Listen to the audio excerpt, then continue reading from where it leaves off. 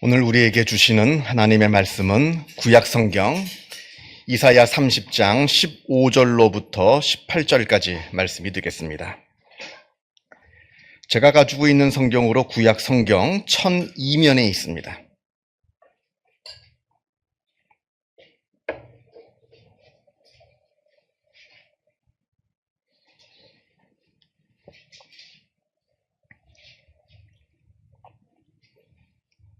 이사야 30장 15절에서부터 18절까지 말씀을 봉독합니다.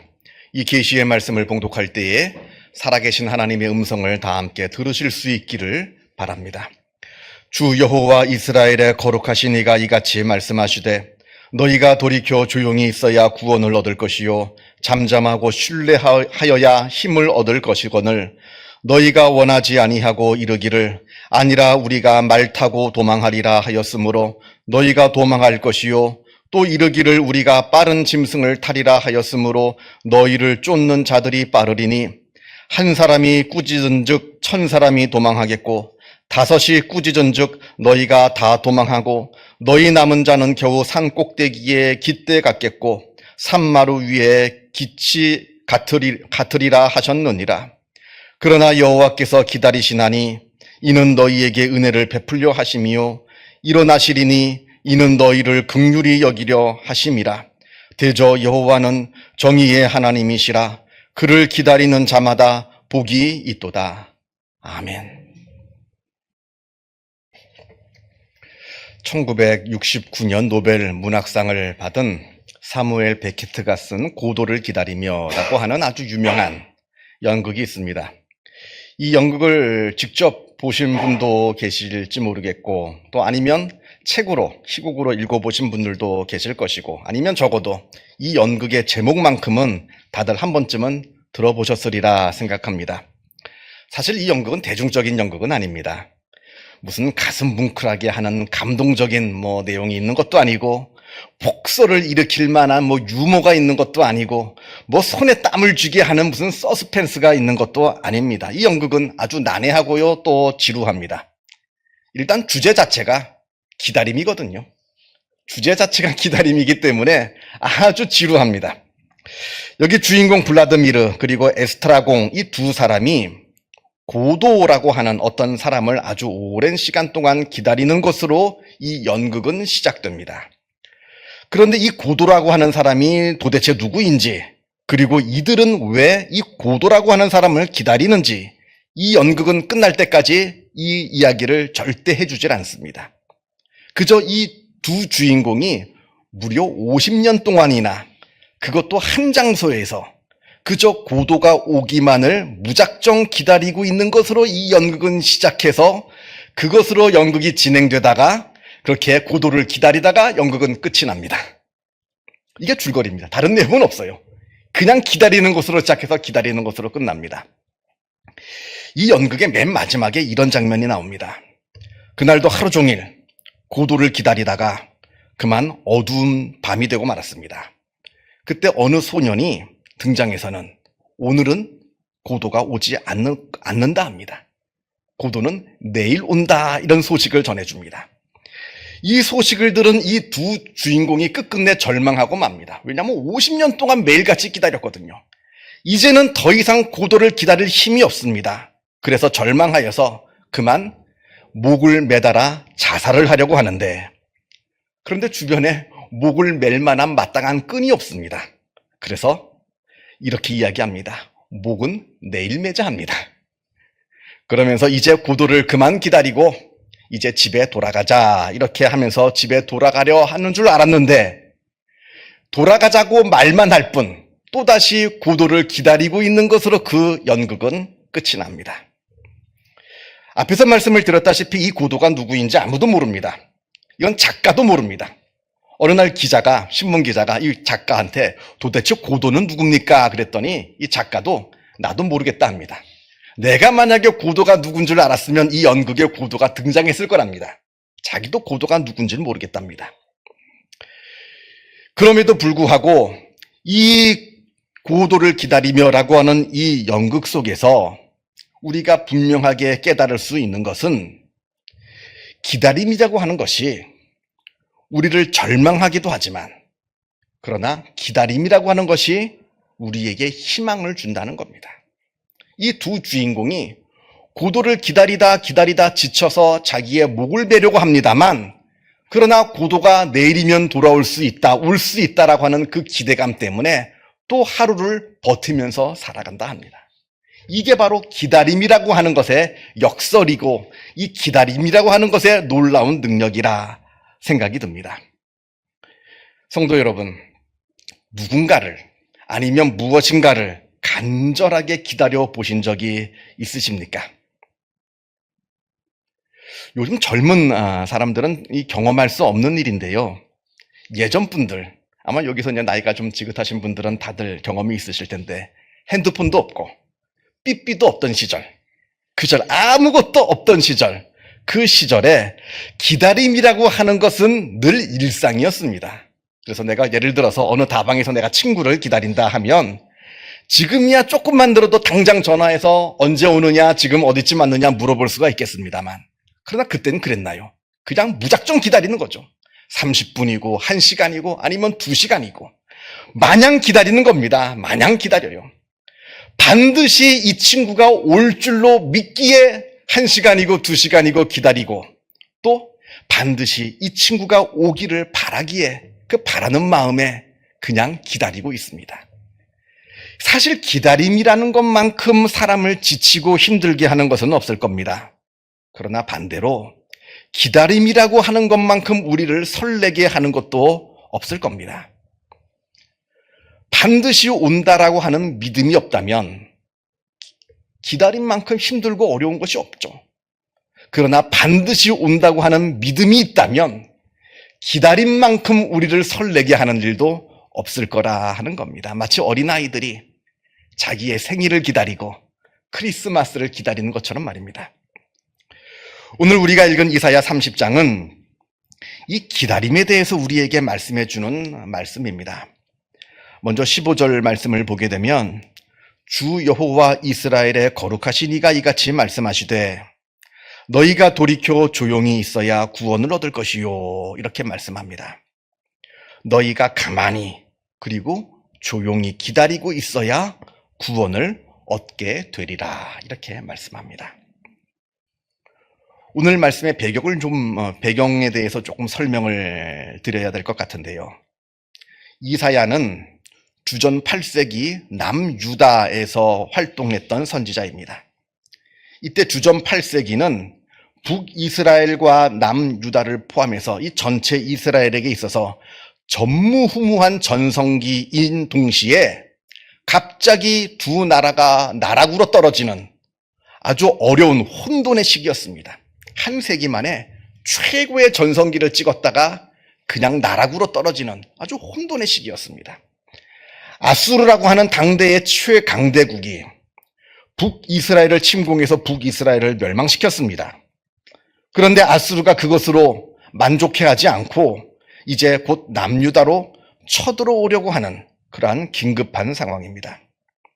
이 긴급한 상황 속에서 많은 사람들이 아수르를 막을 수 있는 유일한 방법은 바로 남쪽에 있는 또 다른 강대국 애국과 동맹을 맺는 방법밖에 없다, 이렇게 생각합니다. 그래서 서둘러서 애국과 동맹을 맺으려 합니다. 그런데 오늘 말씀에서 하나님께서는 그것은 사는 길이 아니고 오히려 죽는 길이라, 이렇게 말씀을 하십니다. 16절을 보겠습니다. 16절에 너희가 이르기를 아니라 우리는 말을 타고 애굽으로 도망하리라, 이렇게 말합니다만, 사람들은 말을 합니다만, 그러나 하나님께서는 너희를 쫓는 자들이, 바로 이제 아수르 사람들이죠. 너희를 쫓는 자들이 너희보다 더 빠르리니, 이렇게 말씀합니다. 무슨 말씀입니까? 애굽은 절대로 너희를 구해줄 수 없다는 말입니다. 왜냐하면 아수르는 지금 애굽과는 비교할 수 없을 정도로 당대 최강대국이기 때문입니다. 그래서 아무리 너희가 애굽하고 손을 잡아서 힘을 모은다 한들 저 아수르를 당해낼 수가 없다, 하나님은 말씀하십니다. 이 말씀에서 우리가 혹시 오해가 있을까 봐 잠시 말씀을 드립니다. 너희는 돌이켜 조용히 있어야 구원을 얻을 것이요 잠잠하고 신뢰하여야 힘을 얻을 것이다 라는 이 말씀은 한 국가를 운영하는 데 있어서 외교적인 노력이 아무 소용없다는 얘기는 아닙니다. 당연히 외교가 중요하죠. 특별히 외적이 우리나라를 침략해 오는 이 아주 엄중한 시기에 우리가 어느 나라와 손을 잡고 어느 나라와 동맹을 맺어야 하는가라고 하는 것은 이 외교적인 노력이야말로 아주 중요한 겁니다. 두말할 필요가 없어요. 이건 아주 중요한 일입니다만, 그러나 하나님께서는 이때 더 중요한 것이 있다, 이것을 말씀하고 계시는 겁니다. 다른 나라와 손을 잡아서 힘을 합치기 이전에 먼저 하나님의 손을 붙잡으라는 겁니다. 하나님의 손을 붙잡지 않고 있는 상대에서 다른 나라와 아무리 동맹을 맺고 힘을 합쳐봐야 그것이 우리를 구원하지 못한다는 말씀이고, 동시에 반대로 아무리 주변에 나를 도울 수 있는 사람이 아무도 없는 고립무원의 처지에 놓여있다 할지라도 그 상황 속에서 우리가 정신을 차리고 하나님을 붙잡고 하나님을 의지한다면 그것으로 우리는 구원을 얻게 된다 하는 말씀입니다. 외교가 필요 없다는 말씀이 아니라. 자, 18절을 봅니다. 그러나 여호와께서 기다리시나니 이는 너희에게 은혜를 베풀려 하심이요. 그런데 지금 중요한 것은 하나님께서 당장 도와주시는 것이 아니라 하나님께서 기다리신다 합니다. 지금 상황이 이렇게 급한데 하나님께서 당장 도와주시는 것이 아니라 하나님께서는 하나님의 때를 기다리고 계신다, 이렇게 말씀하고 있습니다. 이게 문제인 거죠. 이게 문제인 겁니다. 우리 인간은 조급합니다. 우리 인간은 앞날을 모르기에 늘 초조하고 불안해합니다. 당장 적이 오늘 쳐들어올지 내일 쳐들어올지 알지 못합니다. 우리의 운명이 어떻게 바뀔지 모릅니다. 그래서 늘 초조하고 늘 불안합니다만, 그러나 하나님은 모든 것을 다 아시기에 하나님의 때를 기다리고 계십니다. 우리는 지금 당장 하나님 나를 도와주시지 않으시면 나는 죽습니다, 이렇게 말합니다만 하나님은 아니라 합니다. 아직은 아니라 합니다. 하나님의 때가 있고 하나님은 그 때를 기다리신다. 그러니 너희도 조금 더 기다리라, 이렇게 말씀합니다. 이게 바로 우리 인간이 갖고 있는 딜레마입니다. 딜레마죠. 자, 그런데 여러분들도 혹시 지난 과거들을 한번 되돌아보면 이런 경험들이 있지 않으십니까? 지금 당장 죽을 것 같아가지고 하나님 정말 저를 살려주십시오 아무리 기도했는데 그때 응답이 없습니다. 하나님께서는 그냥 가만히 기다리시고만 계십니다. 그래서 당장 죽는 줄로 알았는데 시간이 지나서 다시 되돌아보면 그때 그 일로 나는 죽지 않고 하나님의 도움을 얻어서 지금 여기까지 살아가고 있습니다. 그때는 당장 내가 죽는 줄 알았는데 그때 하나님께서 더 기다리시고 하나님의 때에 역사하셨는데 그 일로 말미암아 죽는 줄 알았던 나는 죽지 않고 지금도 여전히 하나님의 은혜 안에서 살아가고 있다는 겁니다. 그러기에 우리는 앞날을 알지 못해 늘 불안하고 초조해합니다만 하나님께서는 하나님의 때를 아시기에 하나님의 때를 기다리시는 겁니다. 그러므로 18절 마지막에 그러므로 하나님을 기다리는 자마다 복이 있다 하십니다. 내 마음속에 조급함을 내려놓고 하나님을 믿고 하나님을 기다릴 줄 아는 자가 바로 복이 있는 자이다. 하나님을 기다릴 줄 아는 자에게 복이 있다 말씀하십니다. 이 사냥꾼들이요, 사냥을 할 때 하다 보면 가끔가다 이 사냥개들이 올무에 걸리는 경우가 종종 있다고 합니다. 동네 주민들이 노루나 멧돼지를 잡기 위해서 몰래 불법으로 올가미를 쳐놓은 거에 사냥개가 다 무심코 지나가다가 그 올가미에 걸리는 겁니다. 이때 보통의 개들은 자기 힘으로 그 올가미에서 벗어나려고 발버둥을 치다가 결국 죽는다고 합니다. 그런데 지혜로운 개는 이 올가미에 걸리자마자 바로 꼼짝하지 않고 그 자리에 납작 엎드린다고 합니다. 주인이 오기를 기다리는 거죠. 아무리 추운 겨울이라 할지라도 몇 시간이고 아니 며칠이고 간에 주인이 오기만을 꼼짝하지 않고 기다리는 것, 이게 바로 지혜인 겁니다. 이러면 사는 겁니다. 기다리지 못하고 발버둥을 치면 죽는 겁니다. 어떻게 이럴 수 있을까요? 어떻게 내가 올가미에 걸렸는데 내가 발버둥 치지 않고 주인이 오기만을 어떻게 가만히 기다릴 수가 있을까요? 믿으면 기다릴 수가 있습니다. 반대로 믿지 못하면 기다리지 못하겠죠. 심리학에서 일명 마시멜로우 실험이라고 불리는 아주 유명한 실험이 있습니다. 1970년에 미국의 스탠퍼드 대학교에서 이루어졌던 실험인데요.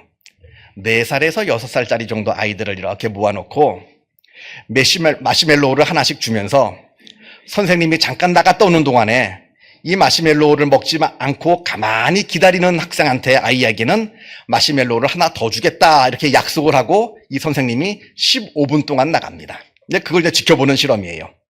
근데 몇몇 아이들은 선생님이 나가자마자 무슨 기다리든 그건 무슨 기다리는 거, 냉큼 그냥 마시멜로우를 먹는 아이가 있고, 또 몇몇 아이들은 나름대로 꾹 참고 잘 기다리다가 도무지 안 되겠는지 그 유혹을 이기지 못하고 마시멜로우를 먹는 아이가 있고, 비록 많지는 않지만 소수의 아이들 중에 끝까지 선생님이 돌아올 때까지 잘 참아서 결국 마시멜로우를 하나 더 얻어서 2개를 먹는 아이들이 있었다 합니다. 이 실험은 어린 아이, 4살에서 6살이면 굉장히 어린 나이잖아요. 어린 나이임에도 불구하고 자제력이 있는가, 사람에게는. 그걸 보는 실험인데, 그런데 이 실험이 정작 유명해지게 된 이유는 이 실험을 한 지 20년이 지난 1989년에 이때 아이들을 다시 추적해서 이 아이들이 지금 어떠한 삶을 살고 있는지를 추적 연구했기 때문에 이 실험이 더 유명해졌습니다. 이 아이들이 모두 스탠퍼드 대학교 대학원생들 아이들이거든요. 그러니까 같은 학교에, 같은 기숙사에, 같은 유아원에 살고 있는 아이들이에요. 그러니까 추적하기가 쉬웠죠.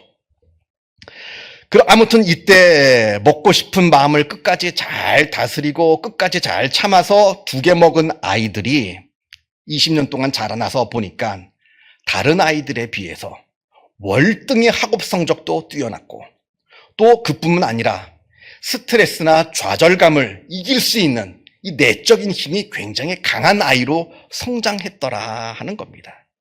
이걸 이제 발표합니다. 이게 더 유명한 실험입니다. 그러면서 이 실험에서 나온 결론은 자신의 욕구를 절제할 줄 아는 그 자제력은 어린 나이에도 형성될 수 있다.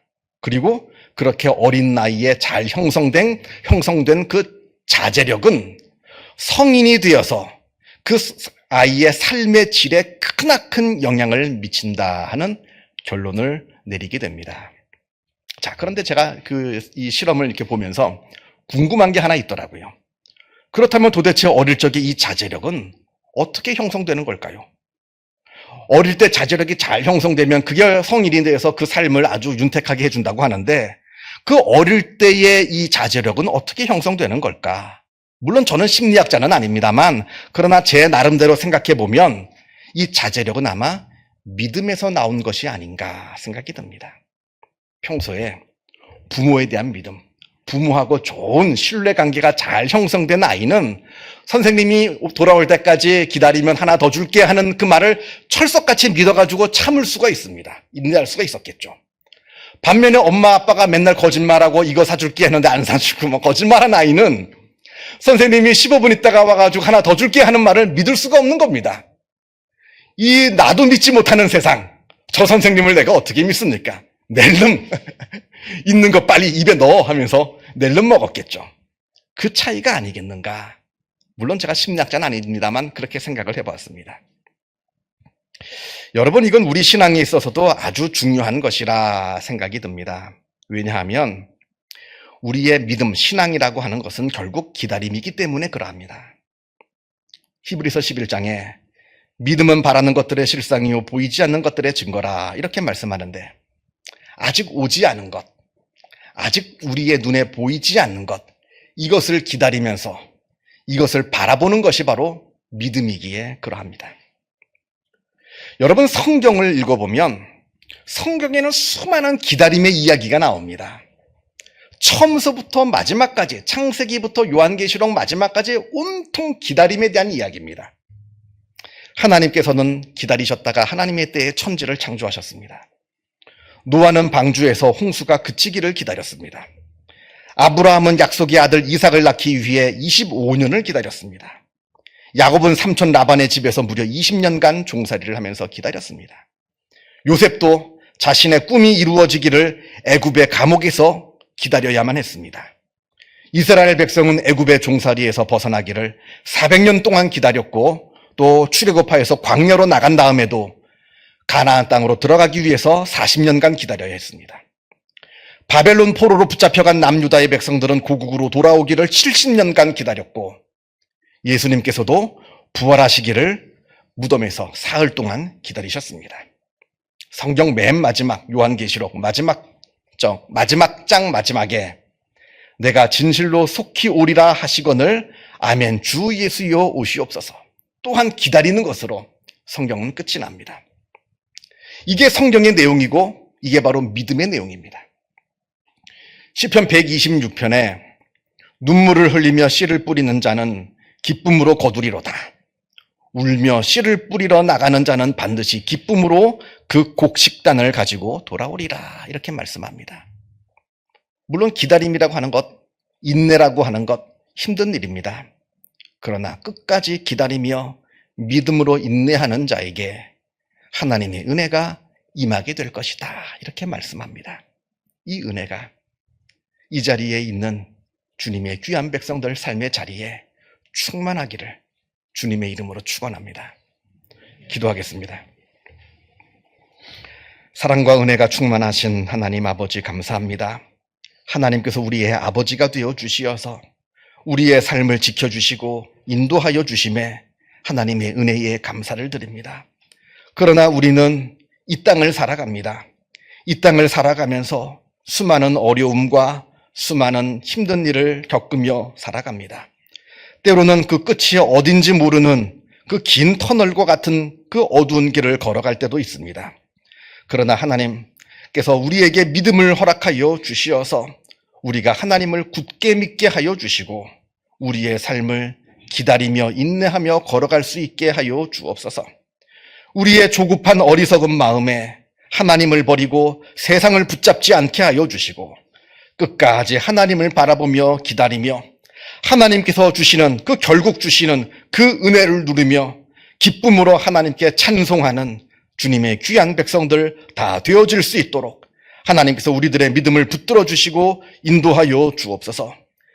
모든 것 하나님께 감사드리오며 이 모든 말씀 우리 주 예수 그리스도 이름으로 기도하옵나이다. 아멘.